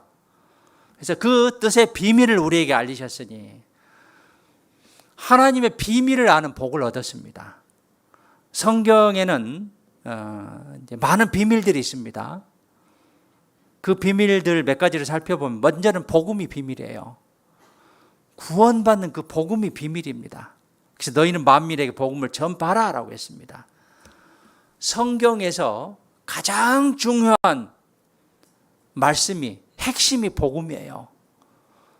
너희가 성경에서 영생을 얻는 줄 생각하고 성경을 상고하거니와 이 성경이 곧 내게 대하여 증거하는 것이로다. 성경에서 영생을 얻는 것인데 성경의 제일 핵심이 복음입니다. 그래서 이 복음을 깨닫고 깨닫지 못하는 것이 영원한 운명을 좌우하는 것이죠. 그래서 신령한 복의 다섯 번째가 주님의 비밀을 아는 복인데 첫 번째는 복음입니다. 고린도전서 1장에 봐보시죠. 세상 사람들이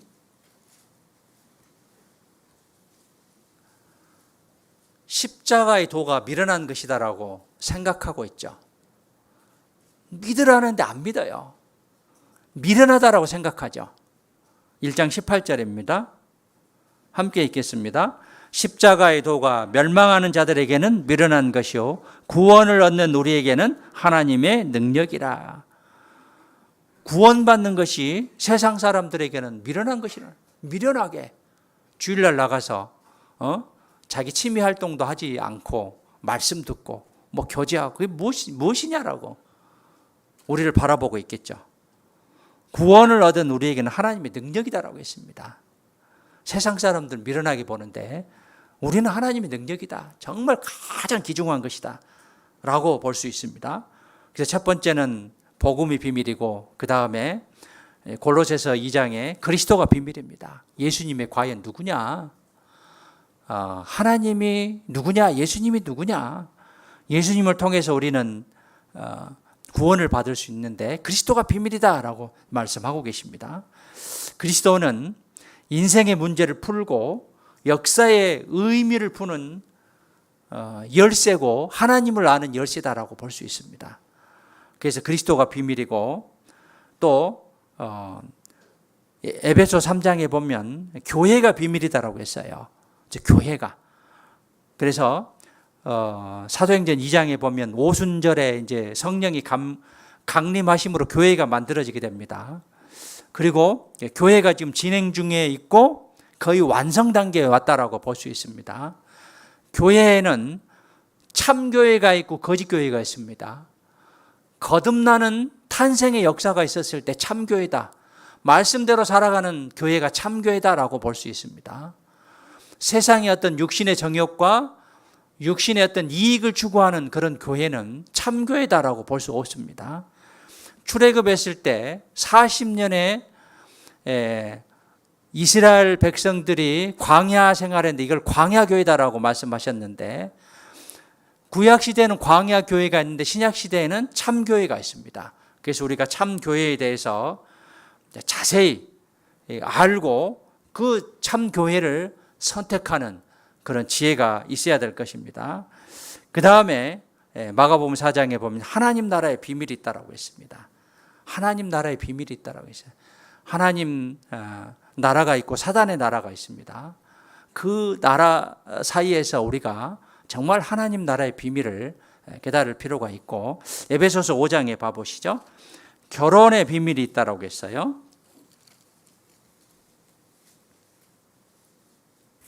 에베소서 5장 31절에 이러므로 사람이 부모를 떠나 그 아내와 합하여 그 둘이 한 육체가 될지니. 이제 결혼을 설명하고 32절에 이 비밀이 크도다. 이 결혼이 비밀인 거예요.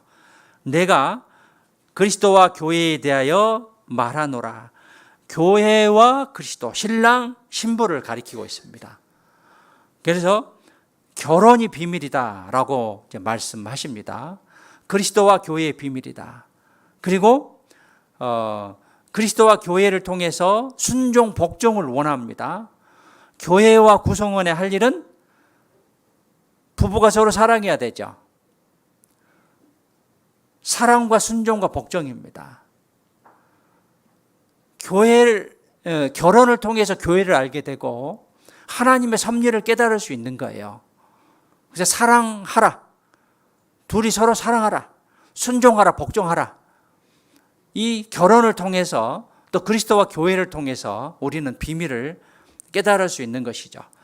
그리고 로마서 11장에 보면 이방인의 충만한 수가 차게 되면 이 찰 때까지는 이스라엘이 완악한다고 했어요.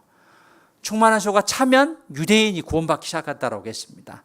그래서 이방인의 충만한 수가 차기 전에 우리는 부지런하게 내 가족들에게 말씀을 전해야 되고요. 그 다음에 고린도전서 15장에 봐보시죠. 무엇이 비밀이다라고 했냐면 휴거가 비밀이다라고 했죠.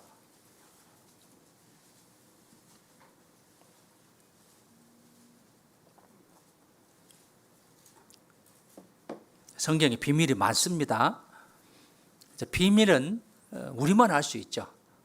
거듭난 사람만이 알 수 있습니다. 15장 51절 보라 내가 너희에게 비밀을 말하노니 우리가 다 잠잘 것이 아니요 마지막 나팔에 순식간에 호련히 다 변화하리니 휴거를 가리키죠. 나팔 소리가 나며 죽지 아니할 자들이 썩지 아니할 것으로 다시 살고 우리도 변화하리라. 이 썩을 것이 불과 불 썩지 아니할 것을 입겠고 이 죽을 것이 죽지 아니함을 입으려다. 이 썩을 것이 썩지 아니함을 입고 이 죽을 것이 죽지 아니함을 입을 때 사망이 이김에 삼킨 바되라고 기록된 말씀이 응하리라. 즉 휴거가 비밀이다라고 했습니다. 거듭난 사람 또 하나님을 아는 사람은 휴거가 될 것을 분명히 믿습니다. 그때와 시기는 알지 못하죠. 이게 비밀입니다.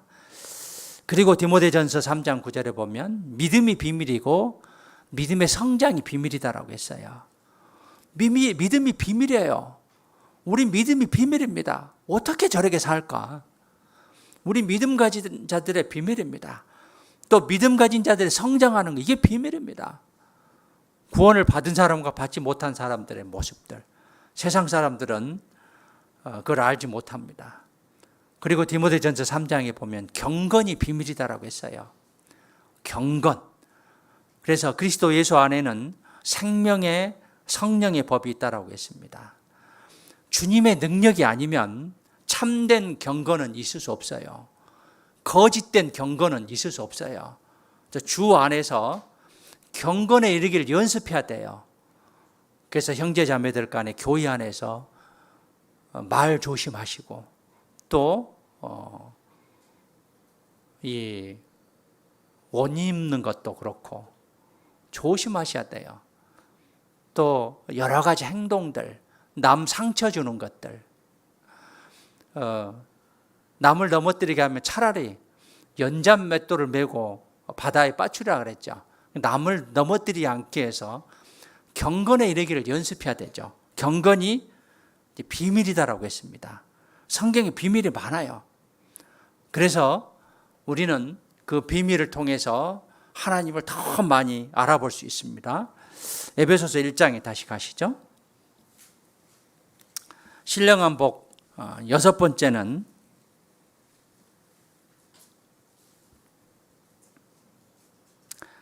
(1장 20절입니다) 그 능력이 그리스도 안에서 역사하사 죽은 자들 가운데서 다시 살리시고 하늘에서 자기 오른편에 앉으사 모든 정사와 권세와 능력과 주관하는 자와 이 세상뿐 아니라 오는 세상에 일컫는 모든 이름 위에 뛰어나게 하시고 또 만물을 그 발 아래 복종하게 하시고 그를 만물 위에 교회의 머리로 주셨느니라. 교회는 그의 몸이니 만물 안에서 만물을 충만케 하시는 자의 충만이니라. 신령한 복 6번째는 교회를 주셨는데 만물 위에 교회를 주셨습니다. 만물 위에 교회입니다. 하나님 보신 것이 가장 큰 관심사는 교회예요. 내가 교회에 지체해 됐다는 거 참으로 감사해야 돼요. 교회의 지체로 연결돼서 주님의 그 능력을 공급받고 힘있게 살 수 있는 축복을 우리에게 주셨습니다. 그래서 이 세상에 주님이 세우신 교회가 있다는 것이 얼마나 큰 축복입니까? 내가 그 안에 속해 있다는 것이 얼마나 큰 축복입니까? 그 안에 지체로서 연결되고 또 주님의 공급함으로 충만하고 주님의 역사를 나타낼 수 있다는 것이 참으로 큰 복이 아닐 수 없다는 것이죠.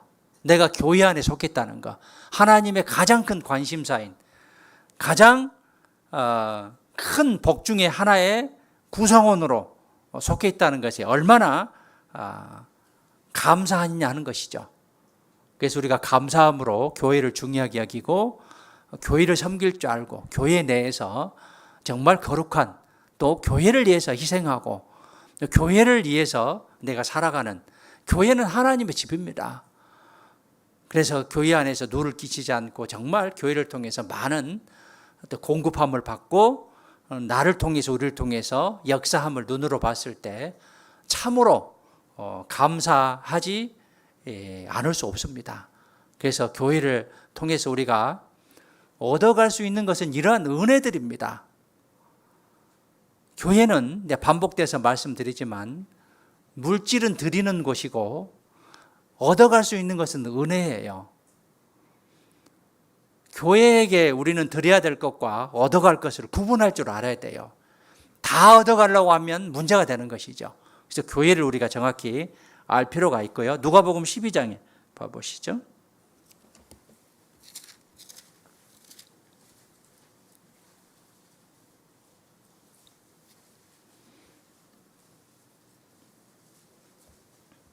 (35절) 자, 우리가 마지막 때를 살아가는 우리의 자세입니다. 함께 읽겠습니다. 허리에 띠를 띠고 등불을 켜고 서 있으라. 허리에 띠를 띠어야 됩니다. 베드로전서 1장 13절에 보면 그러므로 너희 마음의 허리를 동이고, 허리를 동있다는 것은 비장한 각오를 뜻하죠. 허리를 풀면 수치를 당하게 됩니다. 옷이 내려갑니다. 수치를 당하게 되죠. 제가 중학교 때요, 우리 체육 선생님이 얼마나 무서웠는지 달리기를 하는데 꼭 옷을 벗겨요. 네이만 입고 이 달리기를 시켜요. 사춘기 때 얼마나 창피했던지. 지금은 그런 일이 없겠죠. 난리 나겠죠. 이름도 제가 생각나는데 말할 수는 없고요. 그런 일이 있었어요. 내복만 입고 달리기를 시켰어요. 그런데 이제 그때는 이제 선생님 앞에 꼼짝도 못했으니까요. 지금같이 스마트폰으로 녹화할 수도 없는 것이고, 하여튼 이제 옷이 내려가면 창피하죠. 수치를 당하게 되죠. 그래서 허리에 띠를 띠어야 되고요. 등불을 켜야 되고, 영혼의 등불. 서 있어야 됩니다. 서 있어야 돼요. 우리가 내가 어디에 서 있느냐. 지금 서 있는 위치가 중요해요. 내가 지금 어디에 서 있는가? 엘리베이터를 타는데 어떤 사람은 올라가 있는데 내려가는 엘리베이터 타는 경우도 있죠. 반대 그 위치에 서 있는 것이고, 내려가는데 올라가는 그런 위치에 서 있다 잘못된 것이죠. 내가 서 있는 곳이 어떤 장소인지, 나는 지금 마지막 때에 서 있는 하나님의 자녀고 하나님의 거룩한 지체입니다. 교회의 지체로서 내가 어느 장소에 서 있고 무엇을 해야 될지 이것을 잘 알아야 된다는 것이죠. 겨울에 살 얼음판에 서 있으면 어떻게 해요? 빠져서 잘못하면 죽어요.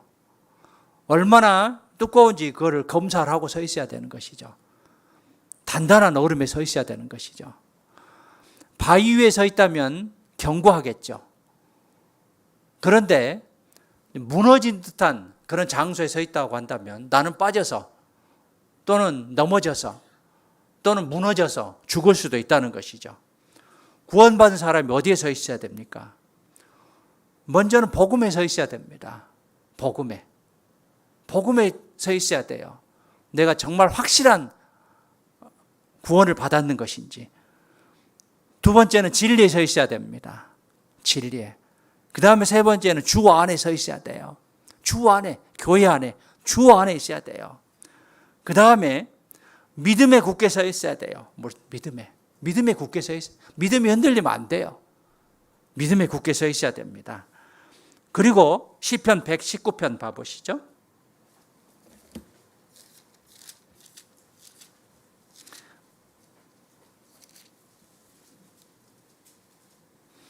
(133절입니다)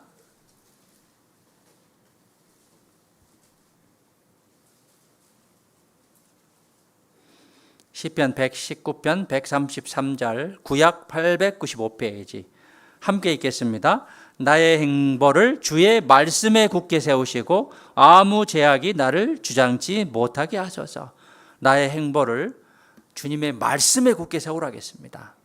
말씀에 세웠을 때 아무 제약이 나를 주장하지 못합니다. 말씀에 굳게 서야 됩니다. 우리 행보가 말씀에 굳게 서야 됩니다. 말씀은 곧 누굽니까? 하나님이십니다. 우리가 하나님 앞에 말씀에 굳게 서야 됩니다. 그래서 우리가 어디에 굳게 서야 될 것인지, 어디에? 사무엘하 23장에 보면 다윗의 가장 탁월한 세 부하가 나옵니다. 요셉바세벳, 엘르아살, 삼마. 그런데 이 삼마는 블레셋 군대가 쳐들어왔을 때 녹두나무 가운데 서서 그 가운데 서서 이 블레셋 군대를 혼자 다 막았어요. 혼자 우뚝 서서 그런 것들을 다 이제 막았습니다. 우리는 신령한 복을 추구해야 되고 신령한 복을 알아야 되고요.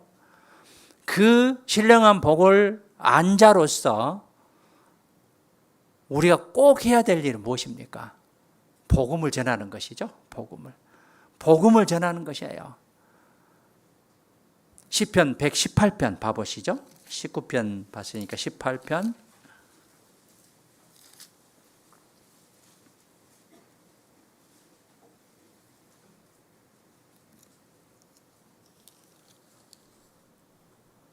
(17절입니다) 프랑카드가 붙어 있을 건데 지금 하기시향이 때문에 가려졌기 때문에 시편 118편 17절 함께 읽겠습니다. 내가 죽지 않고 살아서 여호와의 행사를 선포하리로다. 목숨이 다할 때까지 이 신령한 복을 전하는 것이죠. 모든 사람들이 복을 받게 하기 위해서 나만 받을 게 아니라 내 가족 어떻게 하실랍니까? 내 가족들 또 내 주위의 친척들, 지인들 나에게 전할 책임을 맡기셨는데 내가 어떻게 해야겠습니까? 주 안에서 내가 신령한 복을 받고 그것을 마음에 간직하면서 정말 주 앞에서 부끄럽지 않는 그런 삶을 살아야겠습니다. 에베소서 1장 본문 가시죠.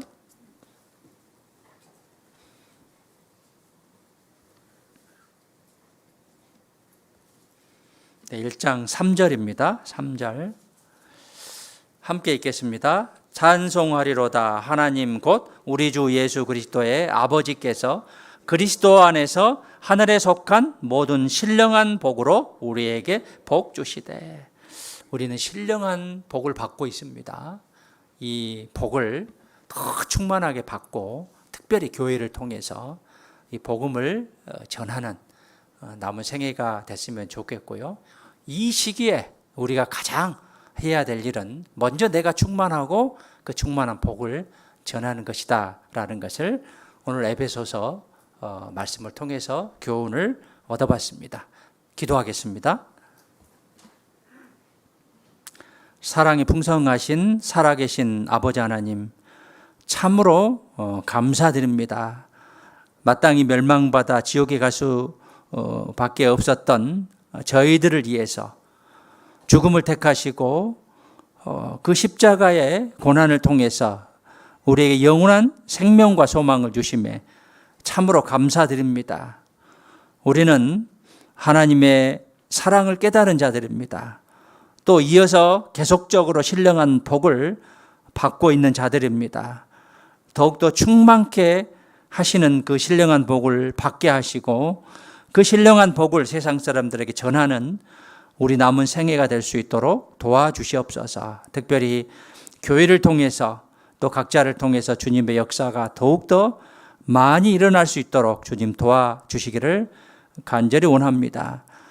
학예 수양회가 얼마 남지 않았습니다. 이제 이번 주에 7차 수양회를 끝으로 학예 수양회가 마감합니다. 이 수양회를 통해서 많은 사람들이 구원받았습니다. 남은 7차 수양회까지 많은 영혼들 참석하고 구원받을 수 있도록 도와주시옵소서. 특별히 우리 교회를 통해서 많은 사람들이 인도되고 구원받을 수 있도록 주님 도와주시옵소서. 우리 각자에게 주님의 신령한 복이 항상 함께하기를 간절히 원합니다. 남은 생에 온전히 주님께 부탁드리며 저희를 언제나 사랑하시는 예수님의 이름으로 기도드렸습니다. 아멘. 네, 찬송가 242장